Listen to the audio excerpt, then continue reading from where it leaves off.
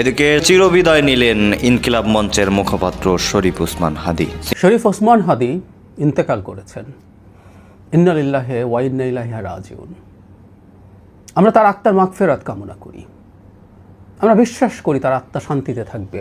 তিনি শহীদ হয়েছেন, এটা আমরা বলতেই পারি, কারণ অন্যায়, অত্যাচার, আধিপত্যবাদের বিরুদ্ধে তিনি লড়াইয়ের প্রতীক হয়ে উঠেছিলেন, সততার প্রতীক হয়ে উঠেছিলেন, সাহসিকতার, বীরত্বের প্রতীক হয়ে উঠেছিলেন।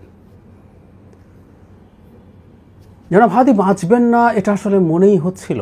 তার আহত হওয়ার, যেভাবে তিনি আহত হয়েছেন, যেখানে আহত হয়েছেন, তার ব্রেনের যে অংশটা এফেক্টেড হয়েছে, ডাক্তার হবার কারণেই বুঝতে পারছিলাম ব্রেন স্টেম ইনজুরি। এই ইনজুরিতে আসলে বেঁচে থাকার সম্ভাবনা খুব কম থাকে। অন্যান্য কোনো জায়গায় হলেও হয়তো হতে পারত। বিশেষ করে গতকাল রাতের পর থেকে মোটামুটি নিশ্চিত ছিলাম যে খবরটা খুব অল্প সময়ের মধ্যেই আসবে। প্রধান উপদেষ্টা তার স্ট্যাটাস দিয়ে জানিয়েছেন ফেসবুকে, সিঙ্গাপুরের একজন মন্ত্রী ওসমান হাদীকে দেখে প্রধান উপদেষ্টাকে ফোন করেছেন। সেই স্ট্যাটাসে শেষ বাক্যে ছিল দেশবাসীকে শান্ত থাকতে এবং দোয়া করতে বলছেন। এই যে শান্ত থাকার কথাটা একটা বড় বার্তা ছিল। ওসমান হাদী চলে যাওয়ার পর বা আহত হওয়ার সময় থেকেই যদি বলি, কয়েকবার তার সাথে দেখা হয়েছে, আমার টক শোতে কথা হয়েছে, ব্রেকে, শুরুতে, শেষে। যেটা বারবার মনে হয়েছে আমার খুব আন্তরিক একজন ছোট ভাই। আমাকেও বড় ভাইয়ের মতো সম্মান দেখিয়েছেন তিনি। আমি আগে একদিন বলেছি, ইনকিলাব মঞ্চে তিনি আমাকে রিপিটেডলি যেতে বলেছেন, সেখানে একটা বক্তৃতা করার জন্য, সেখানে অন্যদের সাথে ইন্টারাক্ট করার জন্য।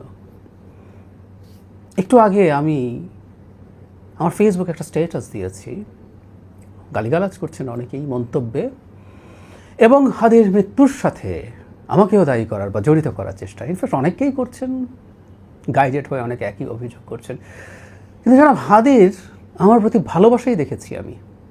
হাদীরা মহৎ এই জন্য, আশপাশে অনেক ক্ষুদ্র মানুষের ভিড়ে হাদীরা মহৎ হয়ে ওঠেন, হাদীরা গণতান্ত্রিক হয়ে ওঠেন। আমাকে বলেছেন যে আমার সাথে মতাদর্শগত পার্থক্য তার আছে, রাজনৈতিক মতাদর্শগত, তারপরও তিনি চান তার ইনকিলাব মঞ্চে সবাইকে অ্যাকোমোডেট করা। তিনি এই কয়েকবার দেখা হওয়ায় হাদী কতটা ভেতরে ঢুকে গিয়েছিল আমি আসলে টের পেলাম তার আহত হওয়ার পর থেকে। আমি আগে এতটা ফিল করিনি, সত্যিই ফিল করিনি এতটা, যে তার জন্য এত গভীর একটা অনুভূতি, একটা ভালোবাসা তৈরি হয়ে আছে। আর জানতাম উনি চলে যাবেন, প্রায় নিশ্চিতভাবে জানতাম। আমরা দোয়া করছিলাম, একটা মিরাকেলের প্রত্যাশা করছিলাম, কিন্তু সেটা ঘটার সম্ভাবনা অত্যন্ত নগণ্য ছিল। ফলে প্রত্যাশিত ব্যাপারটাই ঘটেছে, কিন্তু ঘটে যাওয়ার পরও মেনে নেওয়া কঠিন হচ্ছে। হাদীর মৃত্যুর খবরটা নিশ্চিত হওয়ার সাথে সাথে একটা কথা মনে পড়ল। ডক্টর জাফরুল্লাহ চৌধুরী যখন মারা যান, তখন একটা ভিডিও করেছিলাম, আমার মনে পড়েছিল একটা কথাই।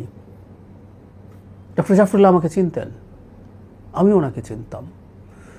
জাফরুল্লাহ আমাকে স্নেহ করতেন, আমি তাকে শ্রদ্ধা করতাম। ঠিক একই জিনিস মনে হয়েছে, ওসমান হাদী আমাকে চিনতেন, আমি ওসমান হাদীকে চিনতাম। ওসমান হাদী আমাকে শ্রদ্ধা করতেন। এটা একটা গুরুত্ব আছে। হাদী বেঁচে থাকবেন। হাদী ইতিহাসের পাতায় তার নাম একেবারে খোদাই করে ফেলেছেন, কোনো সন্দেহ নেই। আজ থেকে বহু বছর পরেও আমি সগর্বে বলবো, যদি বেঁচে থাকি, হাদীকে আমি চিনতাম, হাদী আমাকে চিনতেন। হাদী আমাকে ইনকিলাব মঞ্চে কী বলে বলে নিয়ে যাওয়ার চেষ্টা করেছেন, সে গল্প আমি করে যাব। এই যে হাদী আমাকে চিনতেন, হাদী আমাকে চেয়েছেন তার প্রতিষ্ঠানে যাওয়া, আমার জন্য অনেক বড় সম্মানের, গর্ব ভরে এটা আমি বলতে থাকব। হাদীর একটা সন্তান আছে, খুবই অল্প বয়স, 1 বছরও সম্ভবত হয়নি। পিতার কাঁধে সেই সন্তানের ছবি আমরা অনেকবার দেখেছি। সে সন্তান পিতাকে হারালো, হাদীর স্ত্রী তার স্বামীকে হারালেন, বাবা মা সন্তান হারালেন। আমরা যতই বলি না কেন হাদী বেঁচে থাকবেন, এই পরিবারটা সাফার করবে, তাদের বৈষয়িক সব প্রয়োজন মিটলেও স্বামী এবং একজন পিতাকে হারানো, এই ক্ষতি শেষ কোনোভাবে কাটিয়ে ওঠার নয়। হাদির কন্যা আর কোনোদিন তার বাবাকে পাবেন না। গলাটি বুঝে উঠতে শুরু করার সময় তার বাবাকে দেখবেন না। কারণ একজন ওসমান হাদি দেশের প্রয়োজনে রাস্তায় নেমেছিলেন। সেই রাস্তায় নামা তার শত্রু তৈরি করেছিল।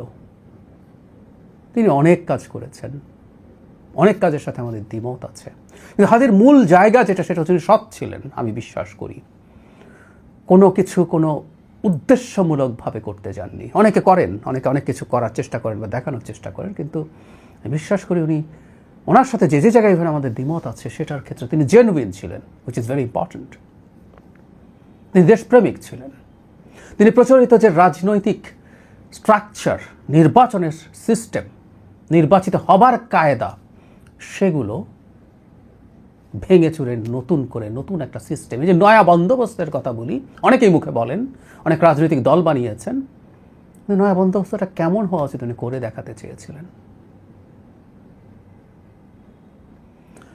জনাব হাদির চলে যাওয়া আমাদের জন্য অপূরণীয় ক্ষতি, কারণ এই অভ্যুত্থানের তরুণদের আমরা অনেককেই বিপথে যেতে দেখেছি। হাদি যাননি, মুড়ি বাতাসা দিয়ে ইলেকশন ক্যাম্পেইন করেছেন, ভোরে ফজরের নামাজ পড়ে অলিতে গলিতে ঘোরার চেষ্টা করেছেন, মানুষের দ্বারে দ্বারে যেতে চেয়েছেন। এটাই নতুন বন্দোবস্ত হবার কথা। এটা হাদি করে দেখিয়েছেন, মুখে বারবার বলে বেড়াননি।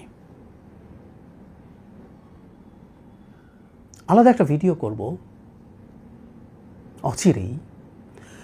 এই মৃত্যুটা যেন আমাদের কোনো বিপদ তৈরি না করে, আমাদের কিছু লাভ অন্তত হয়, বিপদ যেন তৈরি না করে।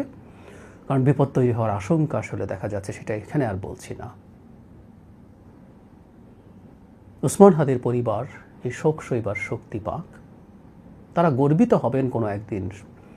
প্রিয়জন হারানোর কষ্টটা কাটিয়ে উঠলেই দেশের জন্য প্রাণ দিয়েছেন, শহীদ হয়েছেন তিনি। হাদির আত্মার মাগফিরাত আবারও কামনা করি। হাদির আরও আসুক।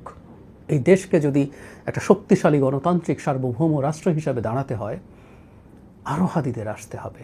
যখন এই ভিডিও রেকর্ড করছিলাম তখন পর্যন্ত দেশের বিভিন্ন জায়গায় রাতেই নানা রকম হুজ্জতি শুরু হয়েছে ওসমান হাদির মৃত্যুকে কেন্দ্র করে।